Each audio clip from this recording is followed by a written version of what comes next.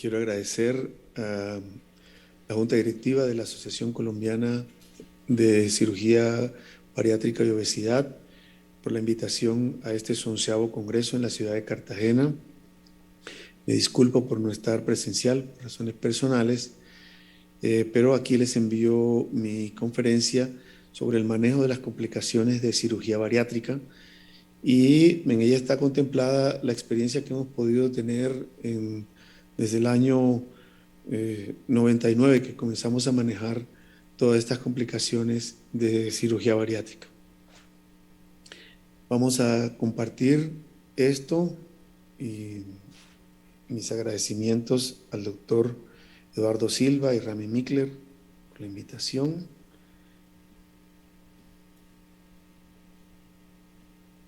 Aquí está, vamos a comenzar acá. Listo. Muy bien. Entonces, es el manejo endoscópico de las complicaciones de cirugía bariátrica, lo que hoy me corresponde, y esta es nuestra agenda. No tengo ningún conflicto de interés. Vamos a describir las cirugías más frecuentes y su anatomía endoscópica, el manejo de estenosis y fístulas, videos con detalles técnicos de la solución de complicaciones difíciles y nuevas tecnologías endoscópicas como alternativas al manejo quirúrgico. Veremos en el transcurso de la conferencia. Estas son las cirugías que más se realizan: el bypass gástrico, el sleeve, hoy por hoy es el sleeve, y la banda gástrica. La banda prácticamente no se usa, no se realiza. En Colombia no sé qué grupo esté realizando bandas, pero creo que ya nadie realiza bandas. La mayoría bypass y sleeve, mucho más hoy por hoy sleeve que bypass.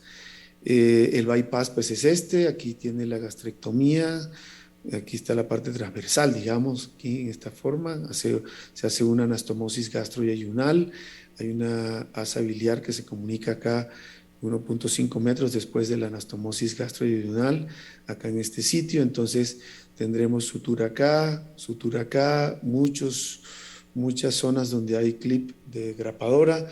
Todo eso se presta para estenosis y para fístula. Lo mismo acá en el sleeve, que es una gastrectomía longitudinal. Entonces se forma un tubo y entonces las complicaciones que se presentan aquí son consecuencia de toda esta larga sutura que hay a lo largo de la curva mayor, o por estenosis, porque se ha dejado muy reducido la zona, sobre todo a nivel de la incisura. Muy bien. Las complicaciones son múltiples, son generales, son esta lista que está acá. Por banda gástrica produce esta. Todavía hace como semana y media alcanzamos a sacar una banda gástrica. Imagínense, todavía hay personas que tienen banda gástrica colocadas y se puede erosionar y pasar al estómago, y así las hemos extraído. Y el bypass y el sleeve tienen estas complicaciones que hay acá. Entonces, para manejo endoscópico tenemos la coledocolitiasis en bypass gástrico, la erosión cuando la banda se migra a estómago, y en bypass y sleeve tenemos estenosis, fístula, erosión por banda que se produce en ambos, incluso en bypass y sleeve, antes cuando los bandeaban ambos, anteriormente ya no. Úlcera por cuerpo extraño, isquemia y sangrado. Vamos a concentrarnos más en la parte de fístulas y estenosis. De estenosis y fístulas, en este caso, vamos a ver las de bypass. Bien, estenosis en la gastroionostomía post-bypass tiene una frecuencia entre el 3 al 20%. El grupo con que yo más trabajo en Bogotá tiene 15%. Generalmente se producen entre el primero al tercer mes posoperatorio, y el 90% de ellas, pero del 90%, la mayoría se produce en el primer mes. Nosotros hicimos una revisión de los pacientes que hicimos en un tiempo de 5 años. Eso lo hicimos hace aproximadamente como unos 8 años. Y en 467 pacientes que hicimos dilatación con balón, la mayor parte de los pacientes, nosotros comenzamos haciendo estas dilataciones, todavía no se sabía exactamente qué cantidad de atmósferas y algo, pero hoy por hoy podemos decir que 2 atmósferas son suficientes para la primera dilatación. No se debe dilatar tan exageradamente la primera vez, es preferible hacer una segunda sesión. Yo hago generalmente 3 sesiones. Con 3 sesiones se resuelve más del 90% de las estenosis. Si un paciente va a necesitar más de 3 dilataciones, generalmente ese paciente va a terminarse colocando un stent o se va a enredar esa estenosis, esa anastomosis y probablemente haya que rehacerla. Lógicamente, no siempre, pero es una posibilidad y porque el paciente vuelve a recidivar y recidivar hasta que toca tomar una determinación. Entonces decimos que el éxito de esto es el 98%, responde muy bien. Complicaciones muy pocas. Nosotros tuvimos 2 perforaciones al inicio de la experiencia. Después, afortunadamente, no hemos tenido más. Un sangrado que se manejó endoscópicamente. Y cuando son refractarias, que tuvimos 9 pacientes, le colocamos un stent, que para estenosis yo utilizo el stent más corto que haya y un stent recubierto. Veamos cómo se hace la dilatación en la técnica. Este es un caso nuestro. Ustedes, un mes posoperatorio, aquí está, puntiforme completamente, la anastomosis, se pasa una guía hidrofílica, Jaguar, aquí podemos utilizar aire normal, nosotros cuando es fístula utilizamos CO2, aquí está el balón CRE de Boston Scientific 1518, nosotros estos balones se llenan con un una pistola que nos da las atmósferas, mírelo, y a través del balón podemos ver exactamente cómo se va dilatando la anastomosis y hasta dónde vamos a llegar. La misma anastomosis nos dice hasta cuánto, mire, hasta ahí podemos llegar. No se puede uno exceder. Y eso realmente se logra con 2 atmósferas en la primera. Sangra un poquito, pues autolimitado, ese se lanza el bastón y luego entramos a las alimentarias, revisamos que todo esté bien y de regreso, en este caso, fíjense, encontramos una úlcera marginal en el borde después exactamente de la anastomosis. Estas úlceras hay que hacerle seguimiento, sangran y todo. Miren ustedes, ahí se ven las grapas de la sutura y ya este paciente, pues hay que hacerle una segunda dilatación para consolidar el tratamiento probablemente. Muy bien, la fístula en bypass, la fístula por bypass, post-bypass. Por año, los grupos hacen aproximadamente unos 220, un poco más, menos de eso. Siempre dejan DREN hacia el lado izquierdo. Entonces, la fístula que se produce por un problema de la anastomosis gastroyeyunal, inmediatamente se dan cuenta, se acanta inmediatamente. La frecuencia es del 1% y es en el posoperatorio inmediato y la localización es en la anastomosis gastroyeyunal. Entonces, el tratamiento se hace un manejo general, se hace nutrición. Si se logra pasar, hacer una endoscopia y pasar, ojo, estas endoscopias hay que hacerlas siempre con CO2 en lo posible, no vayan a tener de pronto por utilizar solo aire un síndrome compartimental, que ya lo hemos tenido. Entonces, se pasa una sonda nasoenteral para nutrición, algunos prefieren hacer nutrición parenteral, estas son porque cierran rápidamente. El éxito con el manejo solamente así, sin colocar stent ni hacer, sino solamente eso es del 97%. Casi todas cierran. Si la fístula persiste, entonces se coloca un stent. Y cuando se habla de persistencia, ese es un tiempo no estipulado. O sea, puede ser que a los 10 días el cirujano bariátrico dice, hombre, vamos a colocarle un stent, yo no veo que esto vaya a cerrar, está produciendo más, en fin, y se coloca un stent recubierto que para la fístula yo recomiendo que sea uno más largo, de 12 centímetros. Antes poníamos más cortos porque pensábamos que podía utilizarse el mismo que el otro, pero entonces se corre y aparte de eso puede migrarse con facilidad porque el que hay que colocar es un stent completamente recubierto. Ya si la fístula, esa cavidad abdominal o de la ayuno-yunostomía es quirúrgica, ya es otra cosa, no es de manejo endoscópico. El tratamiento de la fístula gastrogástrica que se produce entre el pouch y el estómago abandonado se hace generalmente por la laparoscopia con un éxito del 100%, pero se puede hacer si se dispone de los accesorios adecuados, se puede hacer un intento endoscópico. Aquí tienen ustedes aquí la ven, se cerró con un ovesco, pero también está disponible el Overstitch. Hoy por hoy que hacemos gastroplastias endoscópicas, que manejamos el Overstitch ya pues con más conocimiento de él, con más habilidad con él, porque hay que adquirirla, como todos los accesorios, cualquiera que esté trabajando con esto, pues la va a adquirir. Miren lo que hizo el doctor Christopher Thompson, ya él presentó esto en 2016, gastrointestinal endoscopy, esta es la fístula, hizo una mucosectomía de todo esto, como una ISD parece más bien, una ISD de todo esto, aquí está la fístula y luego cerró con el overstitch. El cierre en un pouch pequeño es bastante difícil, laborioso, requiere de experiencia y este es el tipo de sutura que le hizo. Los resultados no tan buenos, 60-70%, el 60 al 70% se mantuvieron, el resto se abrieron. Entonces, fíjese que, pero es una opción, hay que tenerla en cuenta.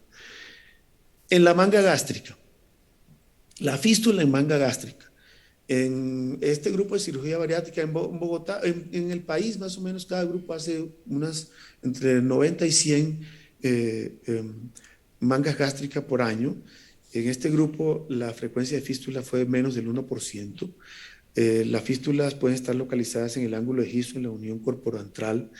El manejo inicial es el laparoscópico. Si usted lo diagnostica en los primeros 2 días, 3, hay que llevarlo a cirugía, lavarlo seguramente, hacerle una limpieza, suturar la zona nuevamente, parche de piplón y nuevamente, drenar muy bien. Si eso se mantiene, muy bien. Puede ser que se mantenga porque está fresco el tejido, etcétera. Fue una situación de tipo técnico, en fin. Pero si no, si persiste, entonces tenemos que recurrir al manejo endoscópico. El manejo endoscópico se hace generalmente combinado. Hay que ver el tamaño del orificio. Si es un orificio de 10 a 15 milímetros, es un orificio que nosotros le colocamos un ovesco. Cuando están tan recientes, no avivamos tanto los bordes. A veces si disponemos del argón, pues lo avivamos un poco y lo colocamos. No es necesario, está muy reciente. Podemos colocarlo así y se coloca un stent o 2 stent. Yo coloco generalmente 2 stent telescopados. Para el distal recubierto, el proximal parcialmente cubierto. Y el distal sobrepasa el píloro. De manera que el píloro queda abierto para que no haya obstrucción. Y con eso hemos manejado un muy buen resultado las fístulas que se producen tempranamente. Si es mayor de 20 milímetros el orificio, entonces ya el ovesco, no hay ovesco para ese tamaño, entonces hay que recurrir a la limpieza y colocación de stent, a ver si con eso tenemos, con la colocación de los 2 stent que les comento, ahora les muestro un video, nos ha ido muy bien. Si ya hay un absceso, entonces pues ya requiere desbridamiento. Antes de que dispusiéramos del endosponge o lo hiciéramos en forma artesanal, hacíamos un desbridamiento con el endoscopio, limpiamos lo mejor posible y luego colocábamos stent. Ahora dejamos un endosponge, lo podemos recambiar 2, 3 veces, se limpia bien, se reduce el orificio y se coloca un ovesco o se deja para que cierre por segunda intención, pero yo siempre los protejo con un stent. La duración del stent está entre 4 y 6 semanas, no pasa nada, se puede retirar. A veces el proximal molesta un poco, yo le echo con argón, le quito la parte del tope proximal y ya queda resuelto el problema. Pero si lo quitamos a cuarta, quinta semana, no pasa, generalmente no está tan pegado. Y siempre hay que poner una sonda nasoenteral para poder alimentar al paciente. Veamos esta fístula, que así está, mírenlo, es producida a nivel de la parte curva mayor que da frente a la incisura. Este es un orificio muy pequeño, ¿eh? Es para un ovesco. Perfectamente se puede ver, hay que avivar los bordes con argón plasma y se le colocó un ovesco, efectivamente ahí lo ven ustedes.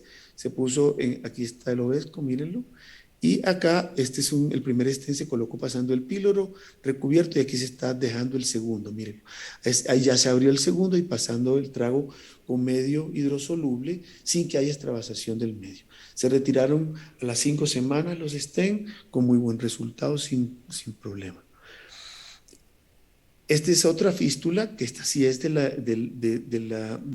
ángulo de His, aquí arriba. Mírenlo acá, aquí está, ahí estaba la fístula.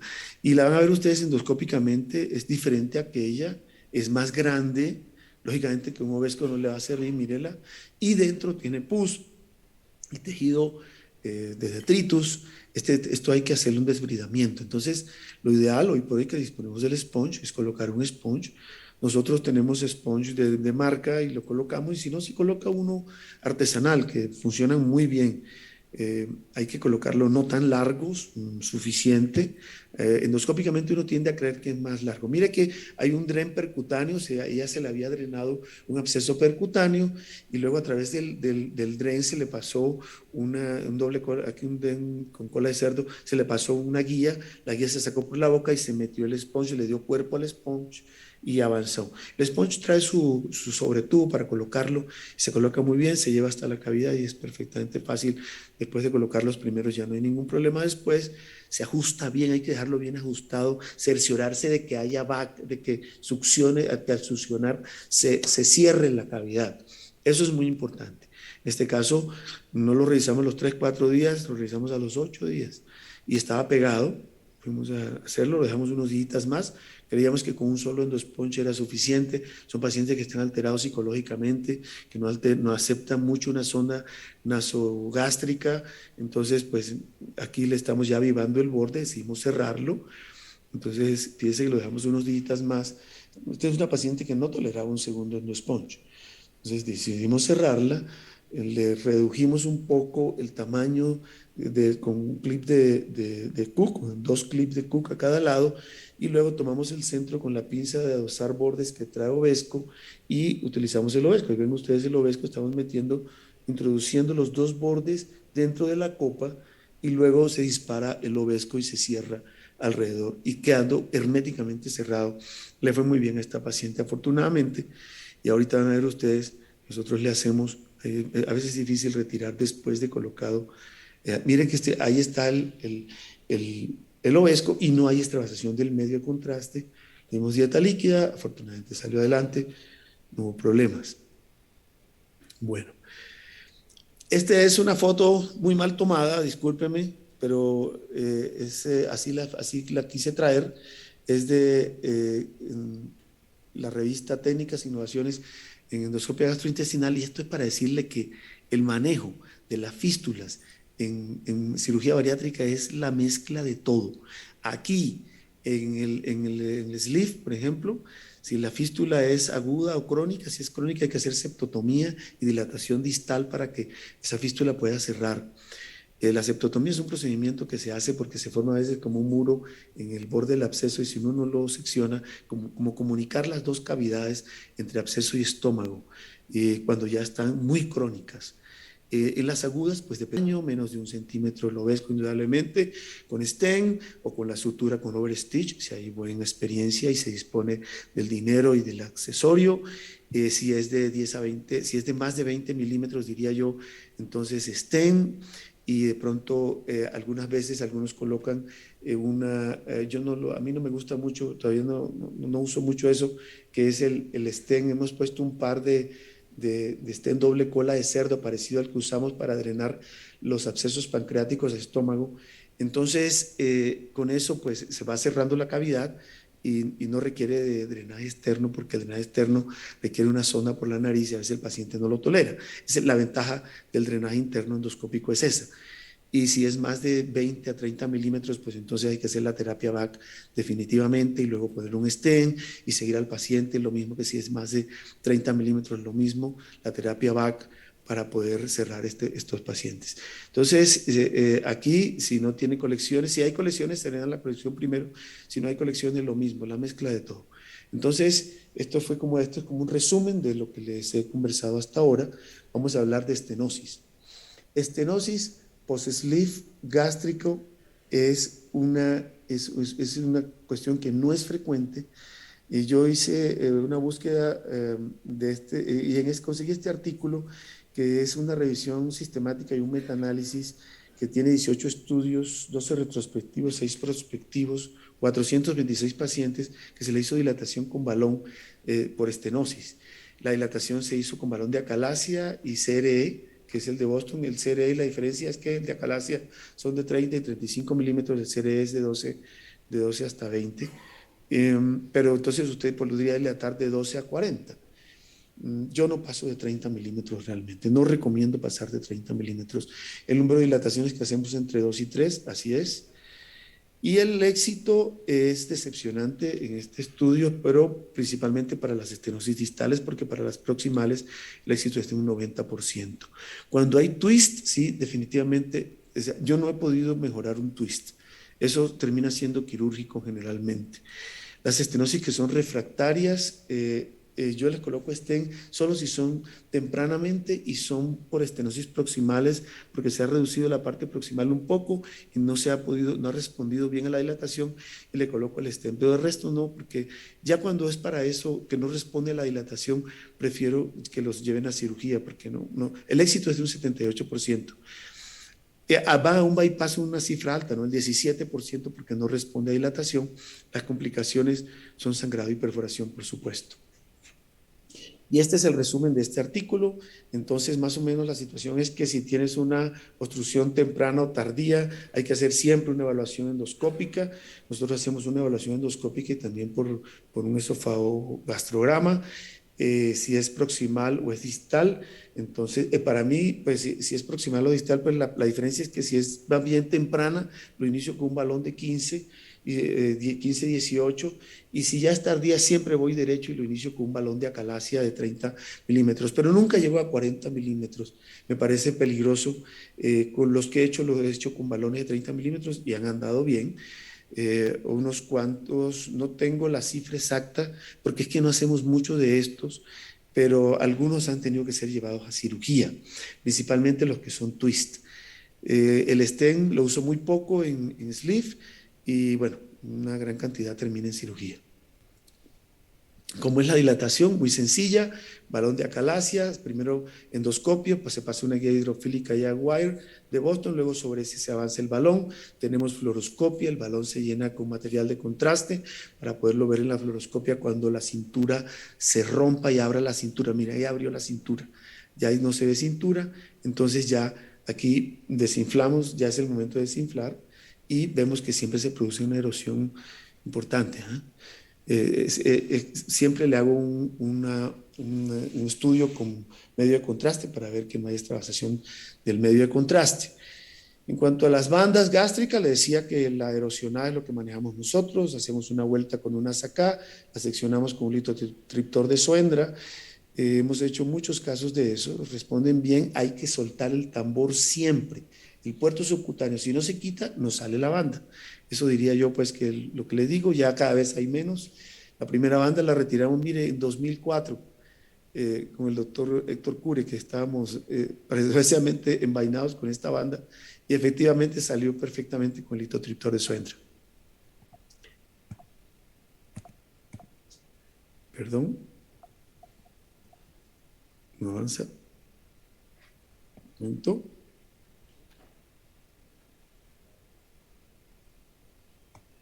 Aquí.